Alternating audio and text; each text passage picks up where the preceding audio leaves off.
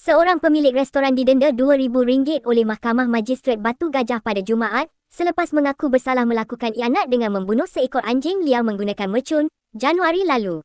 Majistret Azlin Ziti Zainal Abidin menjatuhkan hukuman itu terhadap Wong Fen Sang, 64 tahun dan turut memerintahkan tertuduh dipenjara 2 bulan sekiranya gagal membayar denda. Mengikut pertuduhan, lelaki itu didakwa melakukan ianat dengan membunuh seekor anjing liar di hadapan sebuah premis restoran di Jalan Seroja, Taman Pusing Baru, Pusing dalam daerah Batu Gajah kira-kira jam 7.30 malam pada 28 Januari 2026. Pertuduhan dikemukakan mengikut Seksyen 428 Kanun Keseksaan yang memperuntukkan hukuman penjara sehingga 3 tahun atau denda atau kedua-duanya sekali jika sabit kesalahan. Pendakwaan dikendalikan Timbalan Pendakwa Raya, Monisha Pandey manakala tertuduh diwakili Peguam, Chong Hui Yin. Berdasarkan fakta kes, perbuatan tertuduh membaling satu objek iaitu mercun ke arah anjing liar berkenaan sehingga menyebabkan haiwan itu mati telah dirakam kamera litar tertutup premis berdekatan.